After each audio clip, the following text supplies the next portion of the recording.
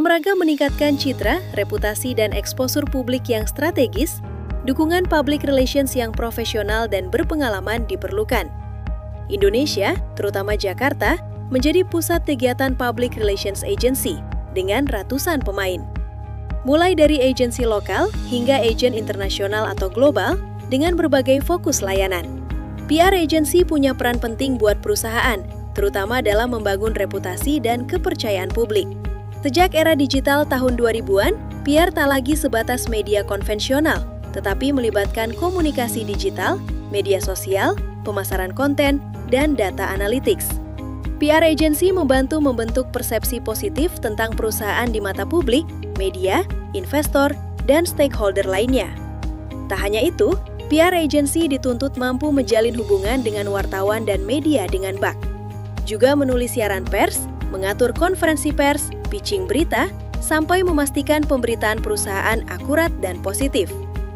Untuk saat ini, PR agency juga harus mampu beradaptasi dengan teknologi, seperti penggunaan AI dan pemantauan media secara real-time. Salah satunya Udari PR agency lokal, yang dituntut untuk relevan dalam mendukung kebutuhan komunikasi dan kehumasan secara berkelanjutan. Bagaimana Udari tetap fokus memberikan layanan terbaiknya di tengah gempuran PR agency lainnya? Untuk itu, Selular ingin menyempatkan berbincang santai bersama Bambang Mugono sebagai founder dan CEO Udari PR Agency yang dipandu Uday Rayana, CEO and Editor-in-Chief Selular. Assalamualaikum warahmatullahi wabarakatuh. Terima kasih Sobat Selular sudah kembali bertemu di acara Bincang Eksekutif dengan Uday Rayana di sini dan tentu saja dalam setiap sesinya atau episode selalu akan tampil bintang-bintang tamu atau teman-teman kita dari industri, dari rekan-rekan kita yang kompeten di bidang dan sangat menarik untuk kita angkat dari perspektif yang berbeda. Nah, di kali ini sesi yang sangat spesial. Kenapa? Karena biasanya kita mengangkat dari perspektif industri, teman-teman brand, teman-teman vendor, operator, dan dari industri yang lainnya. Dan kali ini kita menghadirkan salah satu entitas yang juga terlibat pada dasarnya dalam khususnya dari sisi public relation. Kami mengundang Mas Bambang Mugono, beliau adalah CEO dari Udari PR Agency. Kita akan sapa beliau. Mas Udari, kok Mas Udari gue nih kaget? Mas Bem. Karena Udari unik nih. Nanti kita bahas ya gitu. Kalau Udari gitu kan jadi sesuatu yang apa ya, unik lah. Memang jujur sebelum tadi kita bahas juga kan ketemu juga sempat ngobrol dan saya selalu nanya sama Udari. Kalau agensi-agensi lain kan, wah ya itulah kita tahu lah kan. Tapi ada satu namanya udah sangat different gitu. Ini memang pertanyaan pertama saya juga pengen nanya sama Mas Bambang nih, sama Mas Bem gitu kan. Kenapa sih namanya jadi Udari nih ya kan? Tapi sebelum ke sana, saya mau sedikit diskusi dulu atau menyampaikan sesuatu kepada teman-teman sobat selular bahwa kenapa kita menghadirkan Mas Bem di sini karena kita ketahui bahwa industri ini sudah terdisrupsi luar biasa gitu dari pada saat mungkin kita flashback di 2014 pada saat industri mulai masuk ke era 4G 2014 itu semuanya berubah. Kita ketahui dengan teknologi 4G akhirnya handphone yang tadi cuma voice SMS tapi berkembang menjadi lebih dari itu. Kenapa? Karena banyak layanan-layanan yang akhirnya tersedia yang sebelumnya mungkin kita tidak pernah bayangkan ya kan. Dulu mungkin sebelumnya kita hanya bisa mengakses smartphone atau handphone hanya untuk voice dan SMS. Tapi setelah itu kita bisa menggunakan handphone lebih dari itu, bisa mengakses layanan perbankan, layanan transportasi, bahkan bisa berbelanja, bahkan juga menikmati hiburan yang sepertinya sebelumnya hanya kita bisa nikmati di era sebelum seperti perangkat lewat VCD atau DVD atau apapun namanya. Nah itu yang sebenarnya menariknya adalah kita ingin melihat bagaimana peran PR di tengah disrupsi teknologi yang berkembang sangat pesat. Bahkan kita ketahui bahwa di 2021 sebenarnya kita sudah masuk ke era 5G.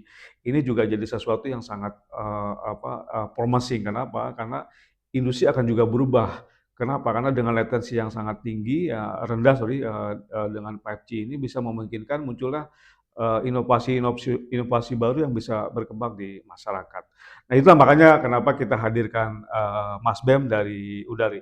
Nah, kira-kira itu Mas Bem ya. Saya Siap. agak panjang sedikit menjelaskan supaya ini kenapa tiba-tiba munculnya Mas Bem sini gitu. Nah, pertanyaan pertama tadi itu kenapa Udari namanya?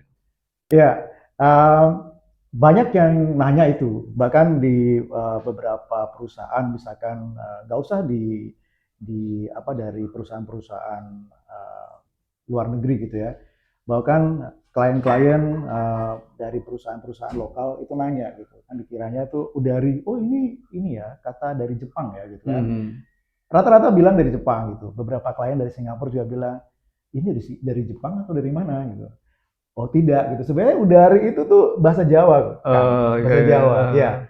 Kalau bahasa Inggrisnya mungkin itu untangle gitu. Cuman kalau dalam bahasa Indonesia itu apa ya? Mungkin kira-kira kayak mengurai gitu. Mengurai sesuatu yang kusut, mengurai sesuatu yang tersimpul gitu. Jadi kita anggap bahwa challenge, problem itu adalah sesuatu yang memang harus diatasi, harus diantisipasi. Nah, itu bagikan simpul gitu. Nah, kami datang ini sebenarnya filosofi PR sendiri gitu, bagaimana kita memberikan solusi.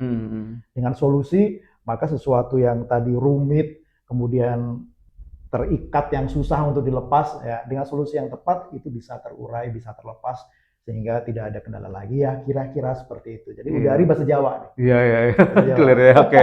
Bukan Jepang ya. Bukan Jepang. Apalagi bahasa Tagalog. Iya lagi.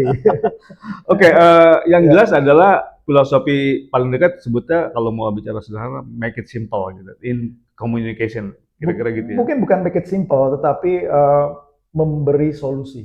Oke. Ya, menghadirkan solusi itu. Untuk mengurai sesuatu yang menjadi persoalan, menjadi persoalan itu terselesaikan. Kira-kira seperti itu. Wah, luar biasa nih kalau bicara filosofinya udah sangat dalam ya kira-kira. Artinya kalau dari perspektif industri kita tadi kan gitu, dari awal kan jelas ya, saya ingin menyinggung kembali di tengah disrupsi teknologi yang luar biasa ini kan sebenarnya kan dampaknya nggak cuma satu dua tapi semua masif gitu. Betul, Bagaimana perusahaan menata ulang ya kan karena tiba-tiba konsumennya nih berubah orientasinya kan gitu. Nggak semata hanya mungkin karena persoalan daya beli kan gitu, tapi mungkin karena mereka juga terpapar dari media sosial gitu ya, kemudian dari media yang juga memberikan satu gambaran yang berbeda kan gitu. Jadi sekarang ini smartphone saya boleh dibilang lah kan itu kan ketika ada smartphone, ketika konten kan menjadi sangat mudah diakses gitu ya, nggak cuma berita ya, tapi juga video dan semacamnya kan. Berarti ini kan sebenarnya kan tantangan yang tidak sederhana kan gitu. Buat teman-teman PR gitu ya. Dulu kan mungkin kalau bicara konvensionalnya kan ya udah paling kan kalau dulu pendekatan cuma dua kan. Hanya dua, ATL atau BTL, above the line atau below the line kan gitu. Bicara komunikasi pemasaran kan gitu kan. Dulu juga gitu, berita hanya kita bisa akses, ya mungkin orang untuk mendapatkan berita beli majalah, beli tabloid, beli koran kan gitu. Kalau di rumah kita dengerin radio atau nonton TV kan gitu ya. Artinya sangat inilah, berarti kan tidak terlalu kompleks sekarang kan. Sekarang kan luar biasa. Luar biasa. Ya. Gimana Mas Bem melihat hal ini ya? Ya, sebenarnya kita kalau dari saya pribadi ya melihat industri PR atau PR sendiri itu melihat dari dua sisi gitu. Satu sisi adalah dari marwah PR itu sendiri. Saya rasa kalau kita bicara masalah marwah PR-nya sih, atau muruah ya kalau bahasa Indonesia sebenarnya muruah, tapi kita biasa bilang marwah. Nah, sebenarnya tidak ada yang berubah gitu. Artinya fungsi dan tanggung jawab PR dari dulu sampai sekarang yaitu kira-kira sama lah gitu, kira-kira sama. Seperti halnya guru, ya fungsi dari dulu sampai sekarang ya tidak akan berubah gitu. Tanggung jawab moral dan sebagainya itu tidak akan berubah. Hanya masing-masing era membuat PR itu dituntut untuk membuat pendekatan yang berbeda, karena juga yang dihadapi berbeda. Kemudian apalagi sekarang ya, sekarang sudah mulai banyak device, banyak teknologi, banyak apapun lah gitu, yang akhirnya mempengaruhi perilaku masyarakat juga berbeda. Gitu. Mungkin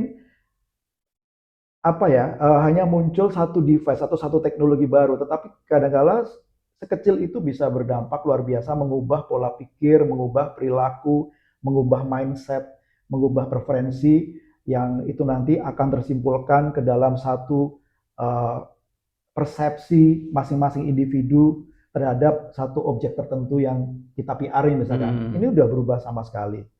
Zaman dulu barangkali tugas PR lebih sederhana ya, tugasnya lebih sederhana walaupun misinya sama-sama berat gitu ya.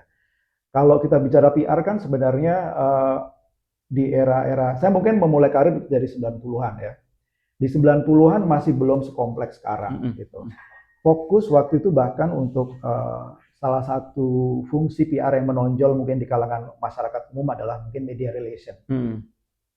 Media relation saat itu tidak seperti era 2000-an, udah berbeda lagi. 2010 sampai ketika mulai menguat sosial media udah berbeda lagi. Zaman dulu bukan berarti itu ringan, tidak juga gitu. Karena yang kita hadapi waktu itu media-media yang sangat established, sekarang kan kekuatan media saat itu Kang ya tahu sendiri lah.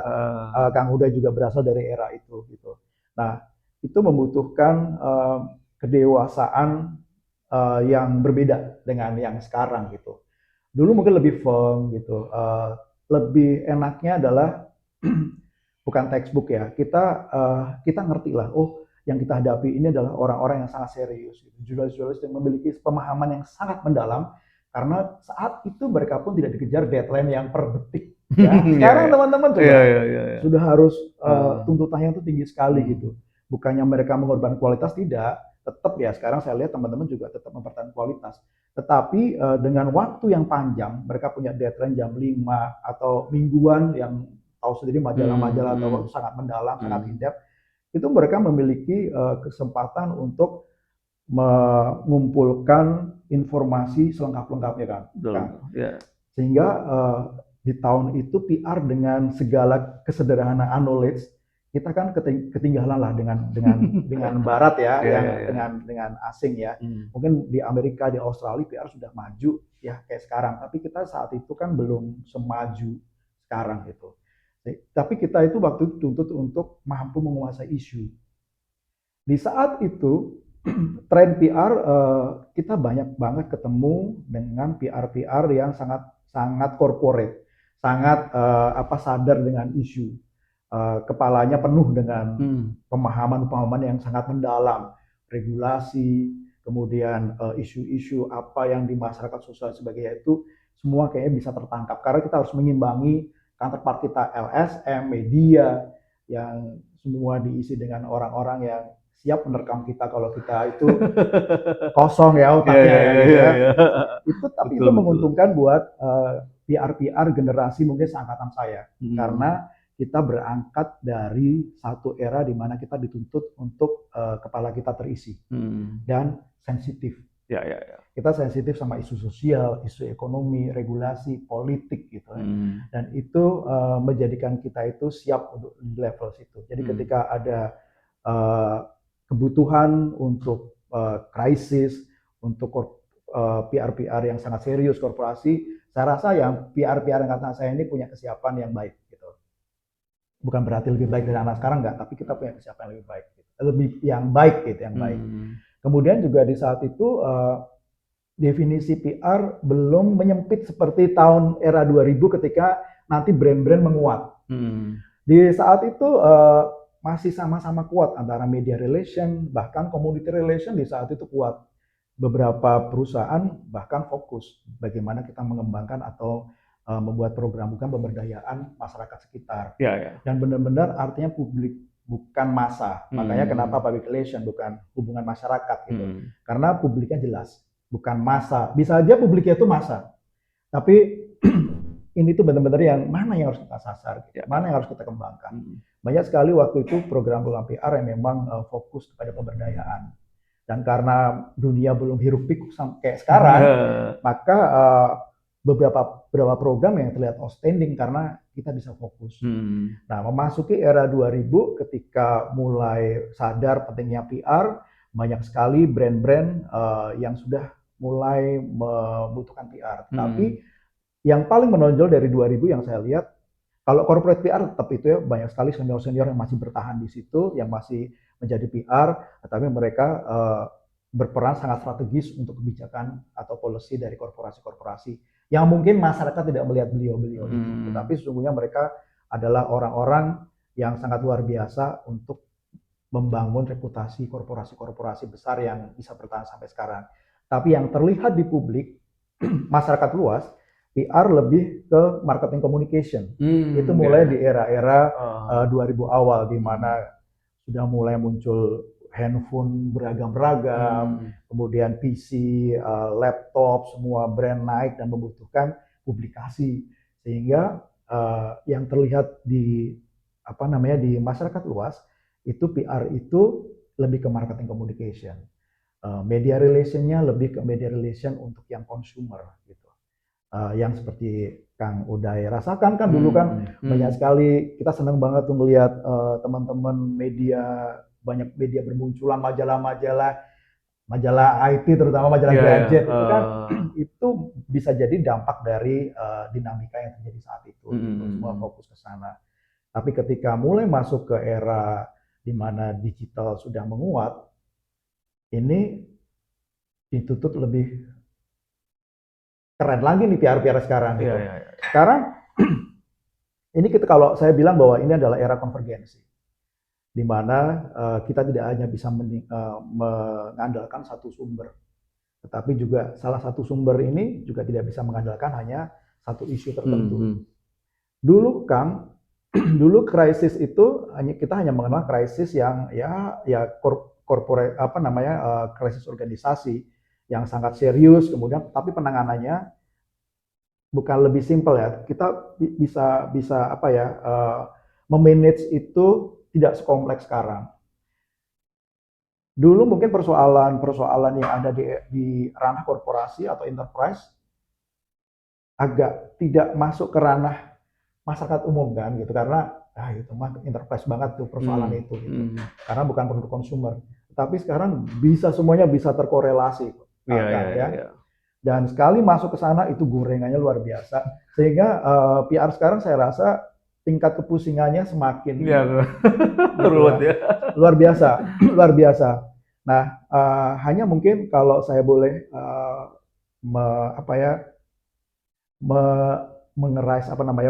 menaikkan satu concern sebenarnya ya. Terkait dengan talent. Mungkin ya kalau talent itu Kang ya ada yang give ya, maksudnya itu ke bawaan lah gitu. Ada yang memang cocoknya itu lebih ke serius, ada yang kreatif. Anak-anak sekarang mungkin saya lihat lebih banyak yang kreatif. Kreatif mereka gila Kang, gila. Hanya dampaknya adalah kita itu sebenarnya di dunia PR sekarang ini kita banyak sekali, bukan banyak sih, kita mulai kehilangan talent-talent yang sangat piawai dalam penanganan isu yang serius itu. Karena anak sekarang mungkin dia terbiasa dengan sesuatu yang kreatif, digital things yang mendorong mereka untuk bisa mengeksplorasi bermacam-macam ide gitu. Tapi ketika mereka itu dikaitkan dengan sebuah isu besar, itu kita masih membutuhkan lagi talent-talent yang ada di situ.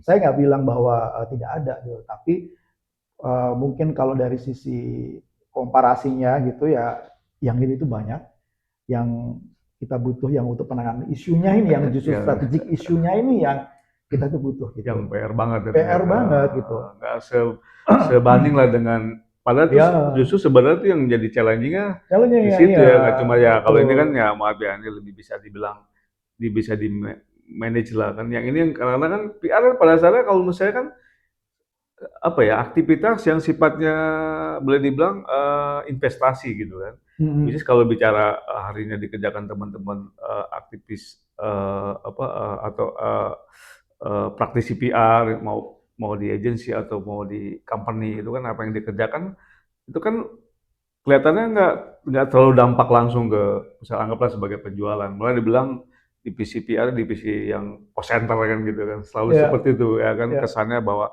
malah beberapa persepsi bahwa ya udahlah, apalagi mungkin kalau kita sebut di pemerintahan atau di BUMN kadang-kadang malah divisi ini agak agak turun kelas tanda kutip. Kalau kita bicara apa adanya kan, jadi malah bisa disebut sebagai pelengkap kan gitu. Jadi bisa Iya, jadi orang-orangnya juga bukan yang mungkin maaf ya tidak terlalu kompeten ada di situ hanya untuk sekedar ada kan gitu bisa malah mungkin jatuhnya kalau di pemerintahan atau apa di kementerian bisa jadi jatuhnya kayak protokoler gitu kan ya kan iya, itu yang terjadi iya, seperti itu kan iya. faktanya adalah hari ini ya PR sudah bertransformasi sama seperti Mas Bem cerita gitu kan tantangan begitu luar biasa ketika era digital ya kan yang tadinya mungkin PR hanya bisa tanda kutip menjaganya tuh jelas lah bidang-bidang mana stakeholder kalau sekarang kan tiba-tiba meluas, tiba-tiba ada muncul media sosial, itu lebih ribet lagi kan. Iya, Tiba-tiba iya ada betul. berita yang buruk muncul di ya kita sebut misalnya TikTok atau di Instagram atau di Facebook atau segala macam ya kan itu juga sesuatu yang malah lebih cepat lagi penanganannya butuh satu yang intens karena bisa massive dan dalam waktu yang sangat singkat bisa merusak gitu yang ini kan jadi satu satu hal yang nggak mudah juga ya betul nggak kira-kira Mas? Betul, betul. Nah, ini kalau kita melihat apa namanya dinamika seperti ini ya, Kang Uda ya. Kalau saya melihatnya gini, yang tadi saya bilang, kita itu agak timpang talent yang kuat di kreatif sama talent yang kuat di saya nggak bilang knowledge tapi kedewasaan Hmm. sama mindset mereka sama apa ketertarikan terhadap isu gitu. Nah, sementara PR ini kan sebenarnya kan kalau dibilang simple, PR itu hubungannya sama persepsi. Kalau kita lihat publik kita persepsinya sudah bagus, ya mari kita tingkatkan. Kalau misalkan persepsinya masih nggak benar, nggak sesuai harapan kita, Hmm. ya oke kita harus educate dengan strategi yang bermacam-macam itulah. PR udah punya strategi sendiri lah gitu. Nah sekarang itu kita harus melihat fakta bahwa munculnya generasi-generasi yang baru yang dia juga mengisi beberapa pos penting di corporate ya, di brand gitu ya, yang itu nanti menjadi satu figur sentral Hmm. ketika bagaimana kebijakan PR di sebuah organisasi atau PR itu berjalan, brand itu berjalan gitu. Nah, karena mereka itu ada beberapa, saya nggak bilang banyak, tapi beberapa anak-anak muda yang di sini yang tadi lebih ke tadi konsep yang tadi creativity kemudian virality dan sebagainya itu Hmm. yang Hmm. lebih ke situ sehingga dia banyak yang kehilangan apa ya kehilangan sense Hmm. atau sensitivitas untuk tadi betapa pentingnya PR yang secara holistik ini harus harus dipegang gitu Iya, bahwa ada ya. persepsi kemudian pengukurannya juga berbeda ini nanti berimpact kepada bagaimana sebuah brand itu mengukur keberhasilan PR-nya sendiri Iya, iya, gitu. iya, iya. Banyak yang akhirnya terjebak pada oh ini harus viral gitu. Ini harus viral. Semua dihitung dengan quantity engagement-nya berapa Iya, gitu. iya, iya, iya. Tanpa melihat bahwa ternyata followernya ini udah benar atau belum gitu. Iya, iya, iya, iya. Jangan-jangan dengan follower yang dia beratus ribu atau Hmm. berjuta-juta itu Hmm. ternyata nggak sesuai dengan publiknya. Sekali Hmm. lagi bahwa PR itu public relation. Bisa aja mass, tapi ya lebih baik ya dia hanya berhubungan dengan publiknya. Hmm. Bisa aja mungkin dia followernya 3.000, tapi efektif. Iya, iya, Itu iya. menjadi satu komunitas Lebih yang targeted ya. targeted. Hmm. Mereka akan jadi berinteraksi dan ketika mendeliver sebuah informasi atau message yang nyampe gitu loh. Hmm. Daripada kita followernya itu 1 juta gitu, tapi ternyata 80%-nya fake account gitu. Iya, iya, Kan iya, iya, banyak iya. kan karena ke situ Hmm. gara-gara KPI-nya hanya oh ini harus segini gitu tanpa Hmm. melihat psikografis. Nah, Iya, iya. itu uh, kami di PR atau mungkin saya dan tim itu lebih lebih menyoroti ketika kita bicara masalah publik yang kita sasar, kita mempelajari psikografisnya kan. Jadi tidak hanya melulu apakah ini pria wanita, apakah ini dari ekonomi A, ekonomi B, ekonomi C, Hmm. tapi juga di tim kami itu saya mendorong mereka untuk belajar memahami tentang kondisi masyarakat. Misalkan kondisi publiknya, kondisi marketnya, dengan ilmu-ilmu yang beragam gitu. Jadi tidak hanya dengan ilmu komunikasi yang mendasar, tapi juga Hmm. mereka belajar sosiologi, antropologi gitu. Hmm. Itu saya penting. Iya, Dan iya, yang iya. paling penting adalah research. Iya, iya, iya. Makanya di setiap interview anak baru atau saya pergi ke kampus-kampus, itu saya selalu mendorong mereka jangan abaikan pentingnya kalian itu untuk penguasaan riset. Hmm. Belajar tuh mata kuliah metodologi penelitian sosial, metode penelitian Hmm. komunikasi atau metode penelitian apapun, karena itu akan membantu kalian apabila kalian ingin menjadi PR yang baik Iya, gitu. iya, Karena iya. tanpa mengerti isunya apa, tanpa memahami persepsi yang terbangun sekarang seperti apa, ya kita nggak bisa bikin strategi yang tepat gitu loh. Betul, betul. Saya Gitu. setuju karena memang konteksnya adalah ketika industrinya berubah karena ada muatan-muatan baru, ada teknologi baru yang which is hari ini kita sebut mungkin media sosial, kemampuan orang mengakses tidak lagi dibatasi tempat, waktu dan ya semua yang penting ada kuota kan gitu ya kan. Betul betul ya. Apalagi gadgetnya udah sangat mumpuni ya kan, perangkatnya juga sangat beragam kan. Jadi nggak ada Ya. isu lah kan. Yang berkembang adalah saya perhatikan justru praktisi PR, korporasi banyak yang gampang sebenarnya. Kita pernah mengalami masa-masa yang mungkin ini jadi catatan yang sangat penting ya, malah perlu dijadikan satu apa ya, eee concern ya. Kenapa? Karena beberapa saya perhatikan praktisi PR ya di korporasi lebih mengedepankan hal yang sifatnya normatif gitu loh. Dalam arti konteksnya mungkin pendekatannya lebih jadi ke hukum gitu ya. Misalnya kalau lihat beberapa kasus company-company yang berurusan dengan publik gitu ya, akhirnya kita lihat hari ini malah sudah tamat gitu ya, sudah selesai, malah bisa diakuisisi. Ya kalau saya boleh sebut mungkin ada satu kasus mungkin Mas Bem ingat ya, kita publik masyarakat pernah dihebohkan kasusnya Berita ya kan versus rumah sakit Omni kan gitu. Itu bagaimana pendekatan rumah sakit Omni sangat fatal karena lebih mengedepankan hukum untuk menyelesaikan persoalan itu ya kan. Kemudian juga ada beberapa kasus-kasus lain yang di mana media sosial men-drive eee eee, apa, eee, begitu luar biasa akhirnya persepsi yang tadinya bagus tiba-tiba dalam sekian waktu akhirnya bisa runtuh. Mungkin kita bisa lihat dalam kasus 212 kasusnya misalnya Sari Roti, itu perlu waktu sampai hari ini juga buat Sari Roti untuk bisa me-recovery brand yang mungkin itu lebih karena mungkin pendekatannya saya melihat itu ada sesuatu yang ketika yang mungkin barangkali juga kaitan dengan talent-nya juga, bagaimana melihat perspektifnya harusnya lebih berhati-hati ketika berhadapan dengan publik ya kan gitu. Jadi yang alih-alih berusaha untuk memperbaiki malah jadi rusak. Artinya kita bisa melihat di sini menyimpulkan bahwa PR pada dasarnya tuh melebihi nilai bisnisnya korporasi, bener nggak Mas Bem ya? Iya, mungkin nggak begitu juga ya kan.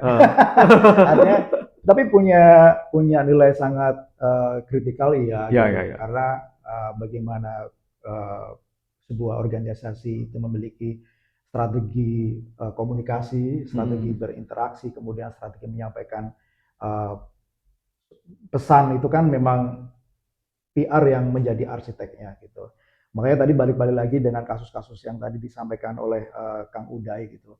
Penting banget buat PR itu tidak hanya satu tambah satu dua gitu Mhm, ya. iya, iya, Ya, betul. atau tidak melihat bahwa oh berapa jumlah laki-laki, berapa jumlah perempuan gitu. Hmm. Atau berapa yang kelas A, berapa ekonomi kelas B, ekonomi kelas C. Ini aja ekonomi kalau kita lihat juga bisa berbeda loh. Masalah tes aja, jangan jangan kira yang kelas A tesnya bagus kan enggak Mhm. gitu. Jadi itu semua harus menjadi concernnya PR juga. Jadi ketika kita assess sesuatu, menilai sesuatu, mengkaji sesuatu isu itu tidak dilihat dari demografi aja atau Mhm. hitung-hitungan yang Mhm. statistik yang kita lihat, tetapi Iya, juga iya. bagaimana sisi emosional agar kita bisa mendevelop atau meng-create sebuah program yang empatik gitu, Iya, bukan iya. sesuatu yang tadi udah benar legalnya memang sudah begitu, tapi bagaimana kita harus memahami dari sisi lawan gitu. Jadi mindset kita itu kita harus paham lah mindset lawan kita seperti apa gitu. Lawan bukan berarti musuh ya, tapi apa sih pihak lain yang kita ajak berkomunikasi. Mhm. Itulah Kang, makanya itu saya itu kalau ke kampus, oh ya saya itu punya mungkin 5 tahun terakhir lah Kang. Mhm. Saya komitmen lah saya mau pergi ke kampus-kampus gitu, pro bono gitu untuk bikin workshop, bikin seminar tentang PR gitu. Mhm. Sekarang udah ada, ya mungkin belum sampai ratusan tapi sudah puluhan lah saya ke kampus-kampus gitu. Dan ini terus saya lakukan. Salah satunya yang saya selalu menyadarkan tentang bahwa PR itu tidak hanya bikin press release gitu. Iya, iya, iya, iya. Karena banyak sekali talent-talent baru itu yang memahami, oh kok kerjanya seperti ini ya gitu. Bahwa ada underground PR juga gitu. Dengan underground PR ya kamu tidak bisa bayangan kamu sebagai PR yang wangi, PR Iya, yang iya, selalu iya. pakai baju bagus kemana-mana itu udah Iya, runtuh semuanya iya, gitu. iya. Karena begitu kamu itu melakukan underground, maka ya kamu itu harus bukan penyamaran sih, kamu harus menyesuaikan dengan audiens atau pihak yang ingin kamu ajak komunikasi gitu. Saya selalu contohkan, kalau kamu memang ingin berdiskusi dan itu yang kamu ajak diskusi petani gitu, ya jangan pakai jas lah ketika kamu ketemunya di sawah gitu. Kan jadi aneh gitu. Itu nanti nggak akan masuk. Secara psikologi juga petaninya juga akan merasa, oh yang dihadapi siapa nih? Ada tembok gitu. Iya, iya, iya. PR sekarang bagus lah. Sekarang PR tuh bajunya juga sudah sama lah gitu. Sekarang paling yang sederhana ketika press conference. Ya zaman dulu kan PR selalu pakai jas gitu. Nggak pernah ada yang kayak antara PR sama wartawan itu kayak ada Jarak ya. jarak dan dunia berbeda gitu. Iya, iya. Kalau kan ya enggak lah. Kok Kang, ini kan cuma sekedar posisi ada yang ini pemberi informasi, ini penerima informasi, itu pun bukan hanya sekedar pemberi dan penerima, tapi kan ada interaksi yang akhirnya saling butuh. Kita butuh feedback ya teman-teman media juga akan mendapatkan klarifikasi jika mereka ada sesuatu yang belum jelas. Intinya kan ini komunikasi, bukan sesuatu memberi dan menerima, tetapi dari psikologi kita berbaju aja itu udah yang membuat gap gitu. Misalkan datang gitu ya, ini kata nama saya gitu, instead of Kang Mundai, gimana kita mengenal personal atau apalah gitu. Itu yang ya begitulah gitu. Jadi tapi ya sekarang saya lihat PR yang sekarang udah mengerti lah, banyak yang sudah mengerti, udah mulai mengerti bagaimana berinteraksi yang baik, berkomunikasi, sehingga gap-gap itu walaupun ini anak-anak baru, mereka udah mulai membaur lah dengan LSM yang jadikan lawan komunikasi, dengan teman media yang menjadi sahabat berinteraksi gitu kan. Tapi zaman dulu kan masih begitu kan. Iya, betul-betul Pak. Ya. Kita lihat memang beda banget ya. Waktu saya belajar juga karena saya belajar di luar berbeda lagi gitu. Dan konsep konservatif konsep yang sangat berbeda ini kan kalau di luar memang terjadi. Kita bertemu dengan wartawan juga banyak kan, mereka juga kolumnis kan yang sudah sangat expert. Mereka nggak bisa diajak untuk personal walaupun ada, tapi mereka mengajukan kita aja bahwa gue mau ketemu lu, gue mau bicara ini, udahlah. Dan ngopi aja gue nggak bisa bayarin kan, gitu kan. Kalau bayarin gue jangan beri-beri kan. Jadi dari sendiri walaupun budaya mereka begitu. Gitu. Tetapi bukan berarti ketika kita belajar di luar terus kita menghadapi seperti itu, kita balik ke sini juga sama kan enggak. Ya, betul. Nah itu tuntutan seorang PR harus adaptif lah terhadap budaya gitu. Makanya saya bilang bahwa di tim saya sendiri dimanapun saya berada, saya bilang bahwa kalian harus belajar tuh memahami tuh sosiologi, antropologi, psikologi, komunikasi itu yang paling penting gitu. Masalah ilmu kalian pintar semua, teman-teman saya pintar semua. Pasti. Ya menarik adalah orang-orang yang ada di divisi ini pada dasarnya memang dari multi bidang ya gitu ya. Saya nggak pernah lihat tuh satu PR tuh isinya satu dengan kesamaan mungkin kalau kuliah di prodinya gitu ya. Pasti semuanya punya yang menarik kan, jadi semuanya sama seperti hal marketing ya, banyak yang diisi oleh berbagai latar belakang ya. Itu sini sangat memperkaya kan gitu. Betul tadi kan gitu. Karena memang konteksnya bagaimanapun adalah tantangan PR hari ini sebenarnya sama. Saya setuju dari yang Mas Bem cerita. Sebenarnya nggak berubah esensinya, cuma dinamikanya aja. Bagaimana company menjaga dan mempertahankan reputasi dan kalau bisa terus memperkuat reputasi itu, karena memang reputasi itu sebenarnya modal yang sangat besar bagi brand atau perusahaan untuk bisa memenangkan pasar. Benar nggak kira-kira? Betul sekali. Ada satu hal lagi yang drastis bedanya. Kalau zaman dulu gini, gue mau jadi corporate PR aja lah, memang lebih pusing. Saya harus paham regulasi, saya macam-macam, udah yang berat-berat lah gitu. Dibanding dengan marketing communication. Marketing communication itu lebih kreatif, banyak kerjaannya, dari 24 jam kali 7 lah gitu. Sebenarnya kalau corporate PR kan mereka dulu kan bilangnya hanya kerja di saat-saat hari kerja kecuali krisis lah gitu ya. Betul. Ya, tapi di luar itu kan mungkin lebih bisa pulang jam 5. Anak Markom 9 malam atau 10 malam baru pulang dari kantor. Hari Sabtu Minggu pun masih diganggu ya. Tapi sekarang juga nggak bisa begitu. Kan sekarang PR yang dia itu menanganin finance, kemudian menanganin industri-industri yang dulu sangat serius yang hanya apa fokus kepada bagaimana reputasi kuat sehingga tidak ada krisis itu.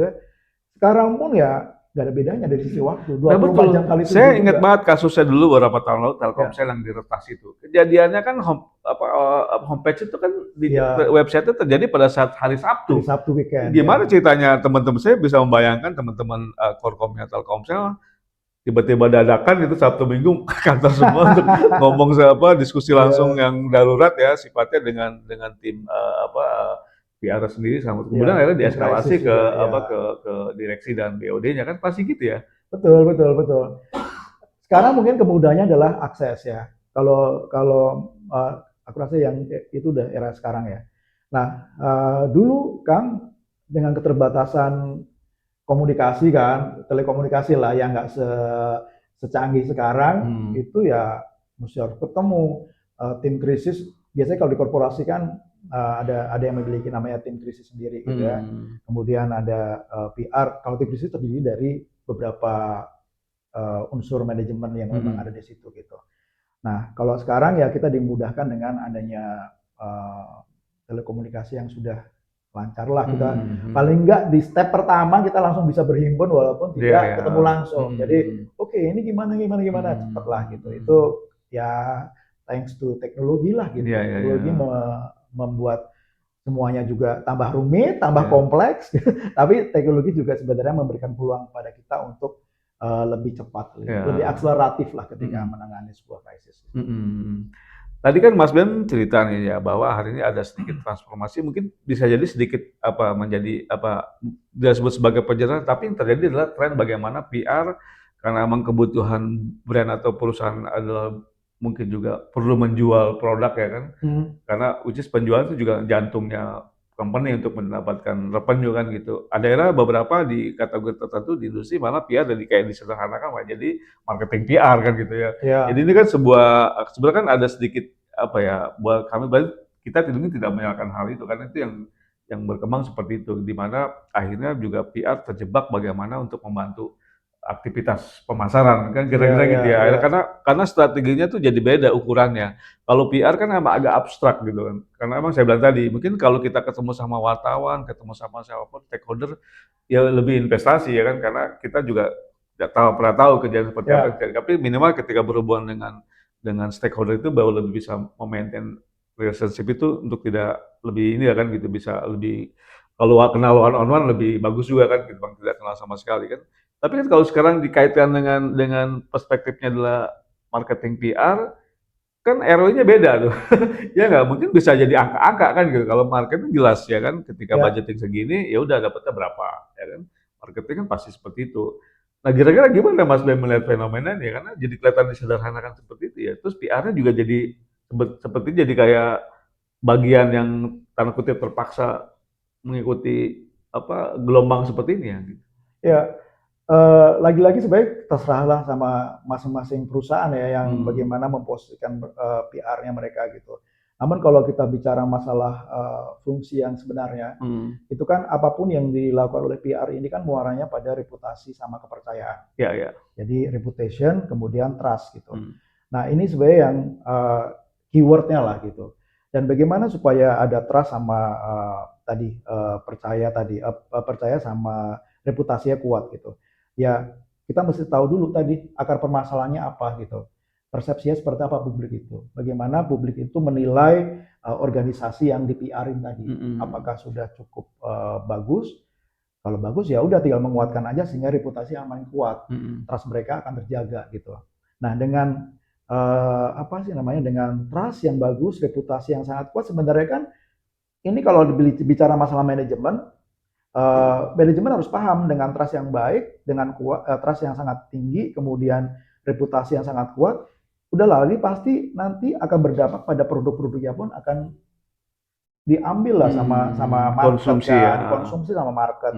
Karena mereka percaya, bahwa produk ini berkualitas, karena produk ini halal, karena produk ini bermanfaat buat tubuh saya, atau produk ini membuat kue keren, gitu, atau apapun yang positif. Itu kan berarti dia sudah punya trust. Kemudian dia percaya bahwa kualitinya bagus, artinya itu reputasi. Nah, sementara yang sekarang ini yang tadi banyak, mungkin ini juga karena mereka ingin menyederhanakan manajemennya, maka ada beberapa fungsi PR yang memang difokuskan kepada lebih ke markom aja gitu. Itu apakah dipicu oleh persaingan yang ketat ya Mas Ben? Salah satu ya atau gimana? Kalau melihat dipicu seperti apa, memang kompleks. Ada yang dari efisiensi, kemudian ada yang karena ketidakpahaman, yang seperti saya sampaikan, ketika manajemen itu paham, mungkin ini bagian dari efisiensi. Artinya sudah PR selain gue tugasin untuk terus membuat program yang bikin brand kita kuat reputasinya, orang trust sama kualitas yang kita punya, ya kalian langsung terjun ke program-program yang lebih ke marketing communication yang bisa langsung bikin kayak semacam marketing activation yang nanti bisa akuisisi juga gitu. Nah ini kan bisa mungkin efisiensi. Tetapi ada yang memang dilandasi oleh ketidakpahaman. Nah kalau ketidakpahaman ini yang memang challenging. Kita sebagai konsultan ketika datang agak sulit gitu. Jadi perlu waktu gitu, Tapi apakah bisa diubah? Bisa, tetap bisa. Pintar-pintar kita sebagai konsultan untuk memberikan pemahaman baru bahwa seperti ini Pak, seperti ini Bu gitu. Jadi ini nanti justru akan mengenerate atau meng-create outcome yang memang yang seperti Bapak Ibu butuhkan. Nah, memang challenge-nya saya juga tanya beberapa teman-teman PR agency. Hari ini kebutuhan brand ketika meng-hire satu PR agency ada tambahan gitu kan tadi tuh bagaimana bisa membantu juga penjualan ini kan sebuah challenging juga kan karena kan esensi PR bukannya langsung bisa menciptakan penjualan kan lebih bangun tadi lebih bersifat long term benar nggak gitu Mas? Betul. Nah itu tadi makanya antara itu ketidakpahaman atau memang mau efisiensi.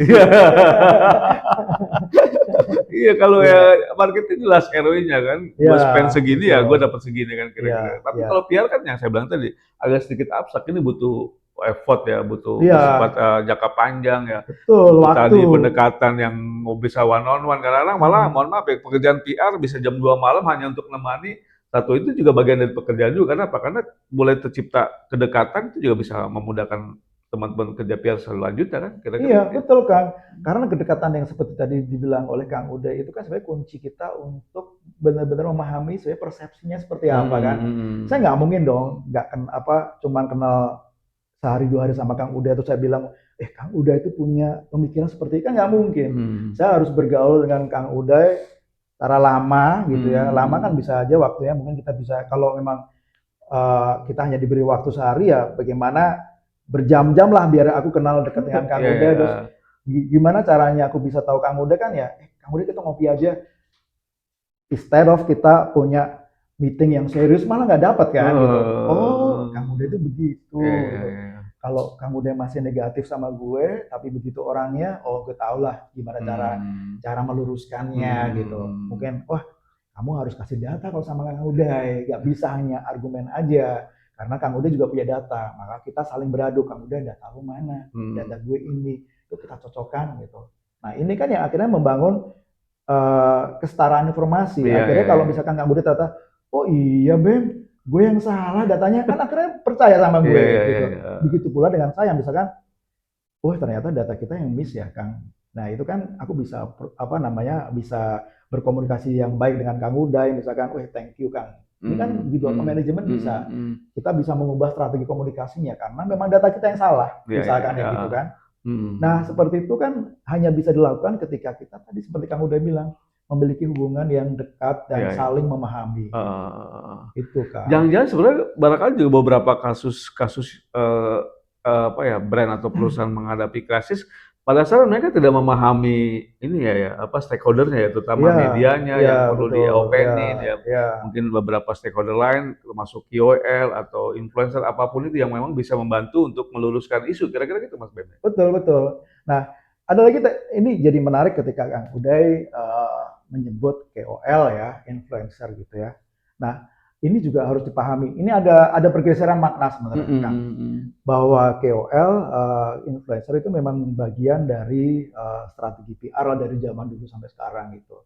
Hanya sekarang kan ada tuh yang ngomong bahwa matinya kepakaran gitu ya. Nah itu kan juga kita harus melihat fakta itu sekarang. Zaman dulu kan kita kalau misalkan ingin mengubah persepsi orang yang masih kurang benar atau membangun opini yang sesuai dengan apa yang kita mau, tapi benar ya, tidak bohong ya, tidak manipulasi, itu kan kita memang membutuhkan KOL atau membutuhkan endorser, influencer, orang dengan kepakarannya yang memang memahami untuk mengendorse kita, memberikan endorsement, tapi yang fakta ya, tidak terus kemudian berbual-bual juga tidak, memberikan dukungan yang nyata, itu kan pakarnya. Kalau kita ngomong tentang isu lingkungan ya kita undang pakar yang memang pakar lingkungan gitu. Tapi sekarang kan udah berbeda kok. Banyak sekali brand-brand ini yang demi viralitas mereka mengundang influencer sembarangan gitu.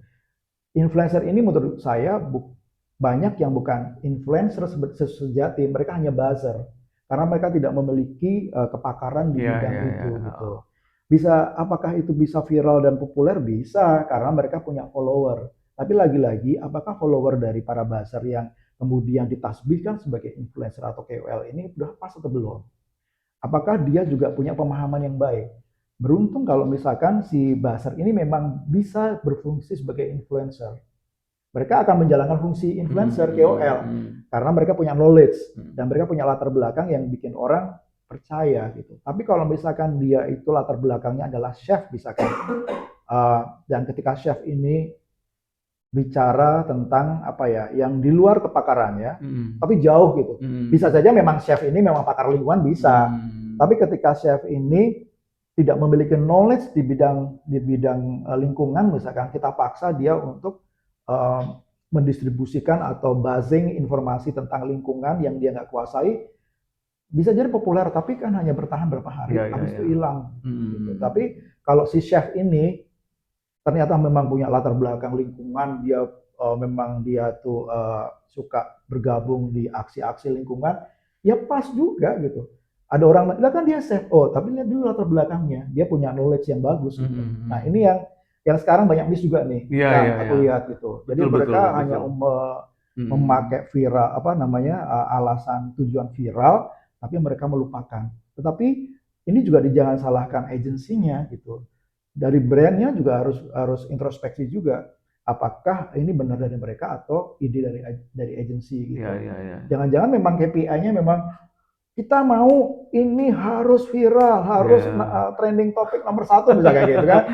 Ya itu akhirnya membuat komunikasi itu menjadi tidak mencapai sasaran yang seperti kita harapkan. Gitu. Hanya bertahan sebentar kemudian hilang. Apalagi trennya sekarang adalah kita banyak sekali dihujani oleh berbagai topik-topik menarik kan. Sehingga ketika ini itu sudah muncul ya udah ketimpa yang lain, hilang lagi ketimpa yang lain. Jadi buat apa sebenarnya? Gitu. Kalau viral sesaat orang lupa lagi gitu. Ya saya melihat itu juga satu hal yang miris tadi betul the death of tadi yang sebut matinya PR pakar itu. Karena emang ya yang tadi media sosial hari ini kan juga sangat gagap ya kita masa hanya peduli dari sisi viralitas, melihat dari figur-figur yang muncul. Tapi mungkin pada saat ngomong ya kita nggak tahu sebenarnya dia latar belakang bukan itu yang terjadi seperti itu kan. Tapi ditelan mentah-mentah atau apa. Tapi jadi ya gitulah. Ya itulah mungkin kita dalam situasi emang apa ya mungkin bubbling juga kan tersebut ya media sosialnya kan juga kalau nggak literasinya juga nggak cukup cerdas kita memahami yang terjadi adalah kita menyerap sepenuhnya dan akhirnya kita malah jadi keputusan kita ambil termasuk akhirnya dampaknya ke company kayak gini ya ini perlu jadi satu PR besar ya gitu. Iya. Aku sih percaya bahwa banyak kok sebenarnya PR internal itu kan udah keren-keren banget gitu. Mereka juga banyak yang dari agensi gitu. Mereka juga banyak yang punya latar belakang pendidikan yang keren-keren. Jadi kita harusnya optimistis lah dengan rekan-rekan kita yang sekarang ada menduduki posisi-posisi itu gitu. Hanya kadang-kadang juga banyak faktor. Kadang-kadang mungkin ide dari bos besar gitu ya, dari bos besar yang sama sekali nggak punya kompetensi gitu dan memaksa itu juga ada juga gitu. PR-nya udah sadar, PR internal juga, PR direktur udah sadar ini nggak benar gitu, tapi kadang-kadang nggak cukup mampu untuk melawan kehendak gitu. Nah makanya tadi saya balik lagi, biasanya memang muncul itu antara ketidakpahaman atau memang buat efisiensi atau memang ada strategi lain. Gitu. Sehingga akhirnya begitu. Tapi apapun sebenarnya kalau PR sih nggak berubah fungsinya, Iya. secara murwahnya nggak berubah, hanya karena ini sudah di era konvergensi, medianya sudah banyak, kemudian media juga udah beda dengan media yang dulu, Mm-mm. mulai muncul lagi namanya influencer atau Hmm. KOL yang ternyata berbeda dengan KOL zaman dulu yang pakar banget, Ah, sementara pakar-pakar sekarang followernya malah nggak ada, iya, ya kan? Nah, itu dia, Pak. ini harus PR-PR sekarang memang harus dituntut untuk lebih lebih cerdas gitu, untuk Hmm. membaca situasi seperti ini. Hmm. Tidak hanya yang bergerak di creativity seperti marketing communication, tapi bahkan corporate PR yang dulu dianggap serius dan hanya kerja weekend kalau krisis gitu, karena Hmm. mereka sudah kerja keras di hari itu kan, di apa weekdays-nya. Sekarang juga mereka harus memantau kan 24 jam kali 7 gitu. Iya, iya, Udah nggak ada apa waktu bedanya ya, ya? karena Betul, ya betul. sekarang isu misalkan emiten atau apa kan udah yang Hmm. wow banget gitu. Iya, iya, Tiba-tiba iya. muncul apa, ya Ah. tadi yang bukan pakar tiba-tiba ngomong tapi followernya Hmm. banyak, akhirnya terseretlah ke sesuatu persepsi atau diskusi interaksi netizen yang liar misalkan. Betul, betul. Gitu. Ini belum lagi dikaitkan dengan tokoh-tokoh publik, bahkan sekelas gubernur ya, sebutlah KDM gitu. Ya, ya, Itu malah kalau dia yang sudah berapa kasus berdampak gitu kan. Ya ya, sebutlah mungkin ya. yang pernah terjadi dengan Aqua kan, itu kan juga sesuatu yang tiba-tiba brand kan jadi kaget-kaget juga nih, ada QA, ada bahkan tokoh kan yang berbicara yang mungkin memang dalam kapasitas dia, tapi kan ketika konteksnya adalah seperti kasus Aqua-nya bisa tiba-tiba mengancam tadi kan reputasi perusahaan kan. Betul, betul. Nah, Tambah lagi ya, maksudnya ya, kompleksitasnya itu ya. betul, Mas. betul. Nah, itu tadi. Makanya PR harus sensitif juga melihat tadi yang psikografis gitu. Hmm. Kayak zamannya dulu gitu. Ketika kita tuh menganalisis konten berita, konten pemberitaan gitu ya. Hmm. Kadang-kadang kan kalau dari sisi finance gitu kan maunya KPI-nya itu kalau diiklankan berapa tuh ROI-nya gitu kan, karena memang nggak ada ukuran gitu. Tapi kita lupa bahwa ada komponen-komponen dalam sebuah pemberitaan itu yang justru kita tuh harus lihat di luar dari besarnya pemberitaan. Maksudnya dari sisi berapa milimeter kolom atau berapa inilah Kang, maksud secara look-nya gitu ya. Misalkan ada beritanya mungkin kecil gitu ya, tetapi dia ada di halaman satu, kemudian yang ditulis adalah komentarnya presiden. Gitu. Kan itu sama gitu, Iya, iya, kayak iya. semacam yang Eh, tadi kasus KDM gitu ya. hmm. Saya bukan kasus ya, tapi isu yang serupa yang terdampak dari konten dari KDM gitu ya. Nah, beliau kan punya punya power gitu ketika beliau itu memberikan suatu statement, memberikan sebuah opini, itu ya dampaknya berbeda dengan kalau saya gitu.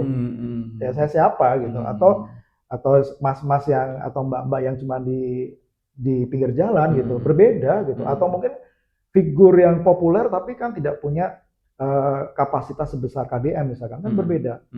Ya itu hal-hal yang harus memang diantisipasi dari sekarang oleh semua teman-teman yang bekerja di ranah komunikasi gitu. Gitu. Tambah ini lagi ya Medan ya. Betul, itu tadi yang saya bilang bahwa di era konvergensi ini udah sumbernya dari Iya, mana-mana iya, iya. saja, kemudian influencernya itu bisa dari mana saja gitu. Ya KDM barangkali tidak punya latar belakang yang relevan dengan topik yang diangkat.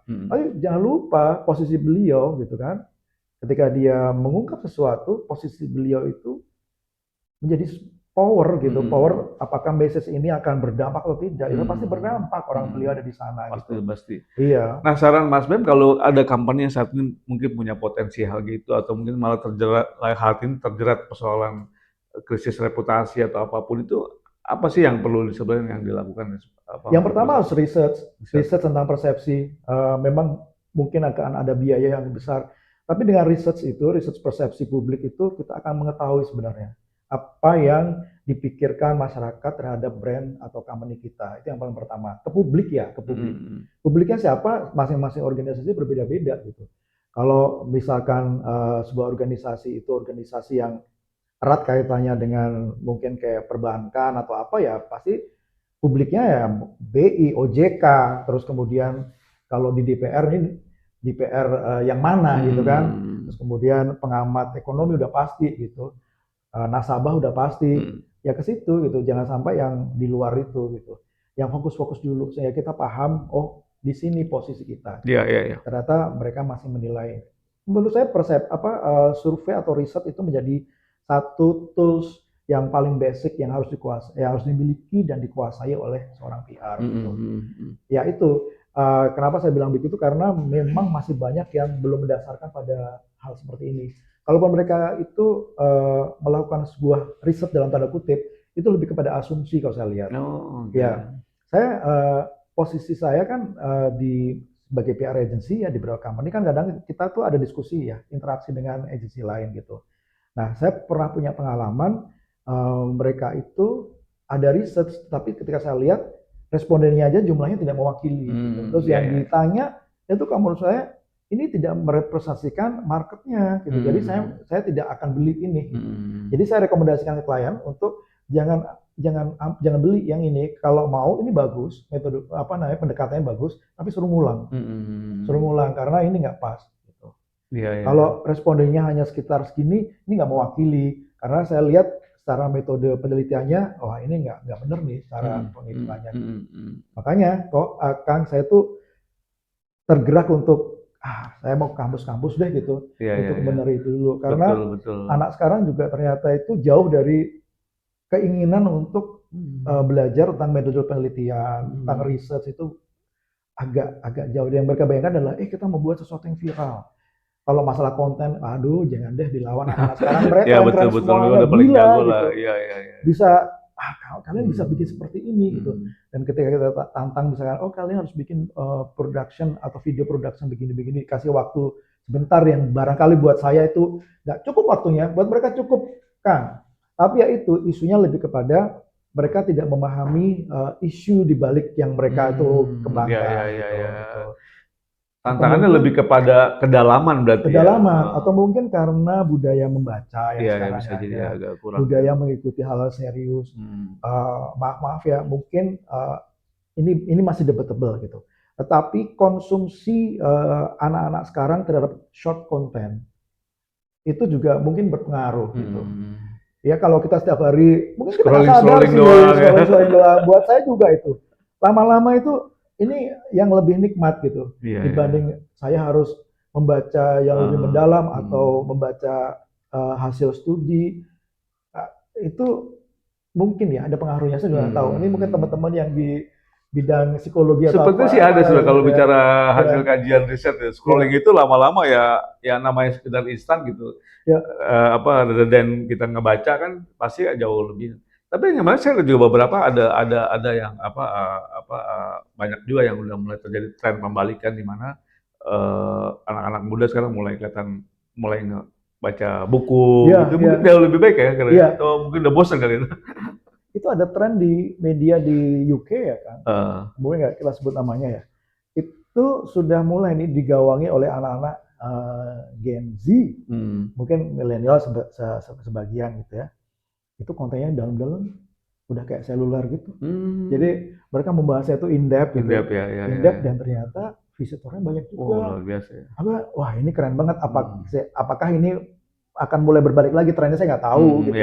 Cuman ini di UK itu bukan di negara kita. Karena ya tadi saya bilang masing-masing negara aja atau nggak usah negara, masing-masing kota aja udah punya psikologi yang berbeda-beda gitu, karakter yang berbeda gitu. Akhirnya ini nanti akan berdampak pada perilaku mereka menghadapi sebuah brand, menghadapi sebuah isu kan berbeda-beda juga gitu. Nah ini balik-balik lagi ini ya yang harus ditangkap seorang PR harus selalu seperti ini. Iya.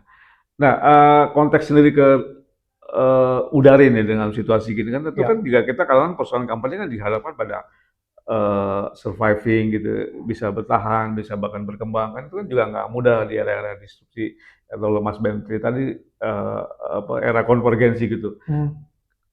Melihat menyikapi kompetisi dengan agensi PR lain atau ini seperti apa buat Mas Ben? Mungkin ini by nature ya Kang ya. Kita kebetulan timnya itu terdiri dari beberapa orang yang punya pengalaman panjang, misalkan mereka ada yang dari jurnalis gitu, jurnalis pun juga jurnalis bukan jurnalis ya mereka dari majalah gitu, kemudian terbiasa isu gitu. Kemudian kita juga ada beberapa yang dari latar belakangnya itu industri, ada yang dari legal gitu. Saya memang sengaja mengumpulkan atau mencari partner yang memiliki kedalaman pemahaman di beberapa aspek gitu, di beberapa bidang gitu. Nah, ada sih tim kreatif juga ada gitu. Tetapi mungkin masing-masing agensi punya kekuatan sendiri-sendiri ya. Gitu. Kalau kami mungkin lebih kepada tadi kedalaman pemahaman, kita lebih terlihat pada isu gitu. Nah, itu juga mungkin ngefek juga ke akhirnya klien-klien kita tuh banyak yang B2B, B2G gitu. Ada yang ya rata-rata B2B, B2G, pernah memegang beberapa kementerian juga gitu. Terus partnernya pun ya kita berpartner dengan beberapa LSM misalkan gitu. Kita senang di situ gitu, kita senang di situ. Tapi apakah kita tidak pegang yang consumer? Klien kita ada beberapa yang consumer gitu. Nah, Udari kan agak lekat juga kan sebelum dengan juga pengalaman Mas Bem sebelumnya di di PR agency sebelumnya kan juga, bahkan kita juga melekatnya, wah Mas Bem ini kalau bicara tentang PR produk-produk teknologi udah lekat lah. Udari dengan Mas sendiri gitu. Bedanya apa sih, atau mungkin apa yang jadi passionnya, atau mungkin kan pasti challenging juga kan, karena teknologi kan juga apalagi kalau device kan cepet banget perubahannya kan gitu ya, pergerakannya teknologi kan berkembang, kemudian dibandingkan dengan mungkin B2B yang ya kayak itu nggak terlalu banyak challengingnya kayak gitu. B2B malah lebih ya, salah juga saya. Kalau kita menanganin yang untuk consumer product itu sebenarnya effortnya nggak terlalu tinggi. Oh enggak, nggak. Persepsi salah nih ya? Ya. Oke sih. Tapi tadi tuntutannya memang harus lebih kreatif. Karena tuntutan tadi ya. Iya. Harus selalu fresh, kita nggak bisa menghadirkan pendekatan-pendekatan yang old school lah gitu, karena memang berbeda. Nah ini memang timnya memang anak-anak harus banyak muda gitu. Tapi kan dari sisi isu kan apa sih, consumer nggak terlalu tinggi Kang, kecuali kalau ini produknya produk kesehatan. Atau makanan ya.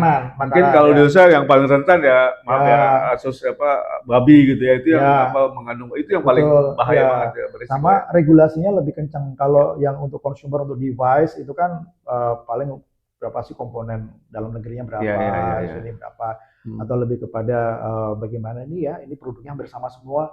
Tadi lebih ke marketing communication, lebih ke creativity, lebih bagaimana kita tuh bisa menjual wow-nya gitu, jualan. Kalau di B2B atau B2G itu kan kita masih harus antisipasi banget dan paham potensi isunya, potensi krisis di mana, gitu. Potensi isu manajemennya di mana, potensi konflik ada di mana, itu dari awal kita harus paham.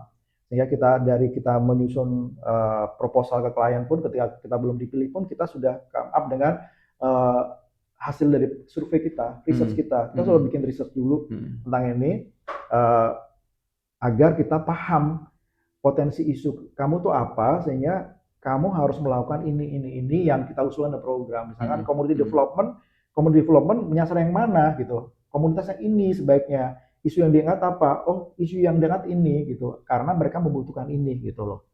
Kalau misalkan sekarang oh, ini topiknya kekurangan tenaga kerja ya. Kalau memang ada kaitan sama itu ya kita memang bikin program-program yang bagaimana membuat pancingnya gitu, bukan ya sekedar lu kasih sesuatu yang mereka bikin happy, dapat duit terus sudah selesai. Tapi ada beberapa hal. Tapi itu kan sesimpel itu mungkin, tapi itu kita dari research gitu.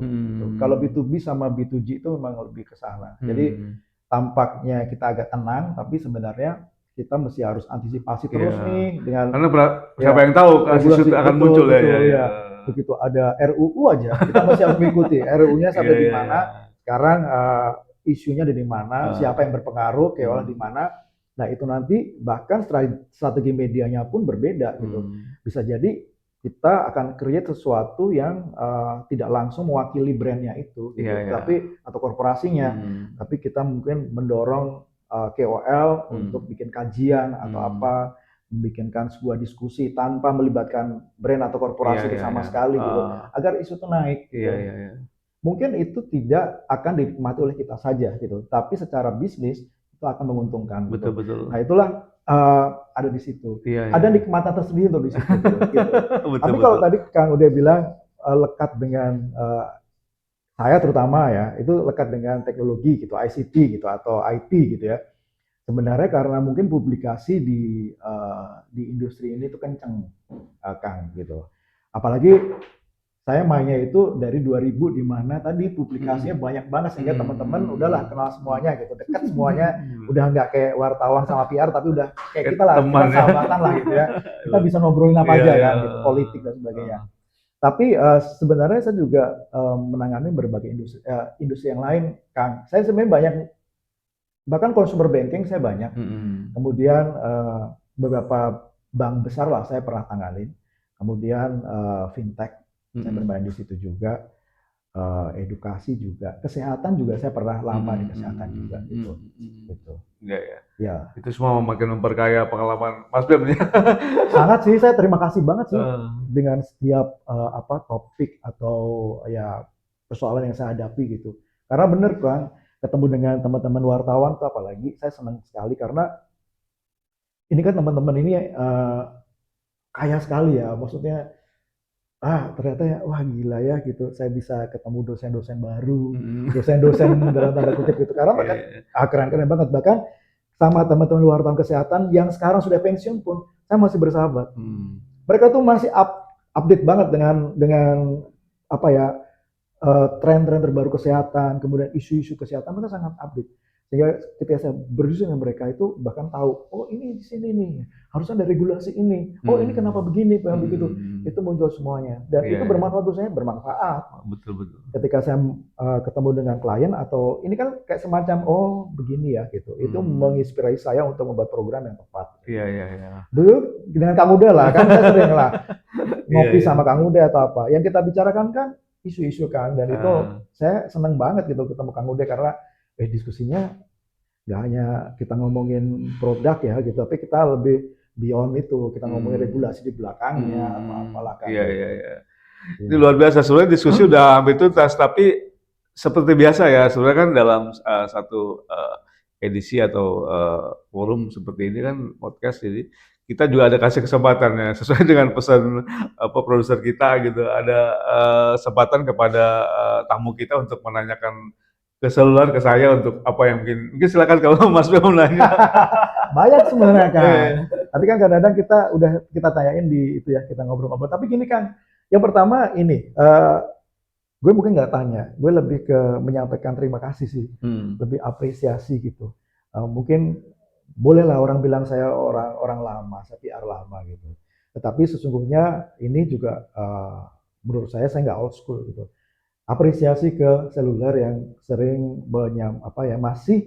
masih mau gitu mengupas atau menghadirkan artikel yang in-depth gitu loh. Itu buat saya gitu, itu sekarang langka kan, gitu, langka.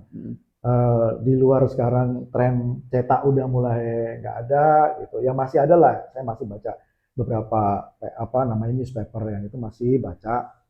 Tapi untuk online-nya sendiri kan ya sedikitlah sekarang teman-teman yang mau ke sana. Yang pertama saya paham lah itu untuk kepentingan bisnis, kemudian kepentingan aktualitas yang dituntut untuk cepat sekali gitu kan ya. Saya juga saya paham banget itu, mengerti lah kebutuhan teman-teman. Tapi terima kasih loh Kang.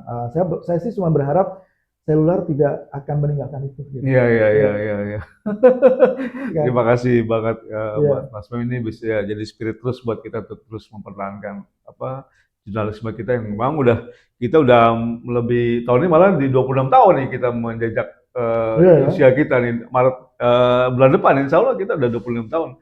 Ya puji Tuhan ya, alhamdulillah kita masih bisa diberi kesempatan untuk bisa berkiprah lah di industri media yang memang tadi Mas Ben cerita gitu, udah transformasi digital ya kan, konvergensi yang ya kita boleh dibilang banyak teman-teman media kita yang seangkatan juga mohon maaf mungkin sudah berbeda alam ya. Iya, alhamdulillah buat teman-teman. Tapi iya kita hampir seumuran kan, karena ketika saya menangani klien IT pertama, yaitu ketika saya di tahun yang sama lah seluler ada. Jadi makanya kita temenan dari awal zamannya siapa tuh, banyak lah dari zamannya Adi Saudi, jadi adik Black almarhum. Iya, luar biasa. Iya. Itulah sebabnya seluler di beberapa tahun sebelumnya memberikan penghargaan kepada Mas Bem sebagai salah satu penerima Seluler Award, karena kami menilai bahwa dengan konsistensi beliau, konsistensi Mas Bem memberikan kontribusi ya udah hampir 30 tahun malah di industri ini ya. Ya, Luar biasa 30 tahun. 30 tahun itu sesuatu apa ya yang tidak umum kan, tanda kutip ya, bahwa dengan kontribusi pengalaman memberikan dunia yang berwarna terhadap industri. Apalagi kita ketahui bahwa memang tidak mudah, tapi kami sangat membutuhkan orang maksudnya menjadi mitra kita nih untuk bisa Ya. terus memberikan Tapi kan pemahaman. saya putus ya, masalah apresiasi juga, award itu buat saya itu sangat spesial ya di antara award-award yang saya terima gitu. Karena buat saya award itu tidak hanya bermakna buat saya pribadi, tapi thank you banget apa ya, kayak semacam profesi kami sebagai public relation itu diberikan apa ya, apresiasi dari seluler itu, thank you banget. Jadi ketika saya menerima itu tuh saya tuh nggak merasa bahwa itu adalah award buat saya pribadi, tapi itu award buat profesi saya. Apalagi waktu itu ada Mas Didin juga kan. Jadi kita ada 2 PR, gila ya, kita itu kayak diakui, disejajarkan dengan CEO atau dengan yang lain yang mungkin orang melihat bahwa oh ya memang beliau berkontribusi. Kita berkontribusi pun kita nggak sadar gitu. Karena apapun ya kita membantu, yang pertama karena bisnis lah gitu, karena ada uang di sana. Tapi di luar itu ketika kita berbisnis kan kita punya komitmen untuk memberikan yang terbaik gitu. Dan bagaimana kita tuh tadi berkontribusi, dan itu diberikan rekognisi oleh seluler. Thank you banget itu kan. Jadi saya selalu bilang bahwa ketika banyak sampai selamat teman-teman PR gitu ya. Tapi ini kayaknya award buat kamu juga deh. Iya. Ini award buat kamu juga, bukan hanya buat saya. Jadi thank you banget itu. Aduh Mas Ben, thank you banget, waktu ternyata kita dibatasi.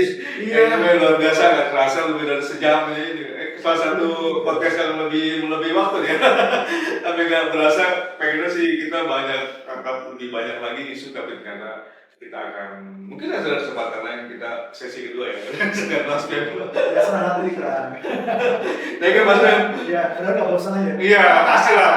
Saya rasa sih ini juga akan luar biasa buat audiens kita, sobat seluler, untuk bisa lebih banyak lagi memahami perspektif industri. Kita lihat dari bidang lain, khususnya dari teman-teman agensi PR yang sebenarnya itu merupakan satu hal yang sangat punya peranan yang tidak kalah penting ya dari perusahaan atau pemilik brand atau bahkan, karena apa? Karena kita bicara tadi 2 hal. PR bicara 2 hal. Satu adalah tentang reputasi, kedua adalah trust. Kalau reputasi nggak muncul, keamanan itu adalah trust.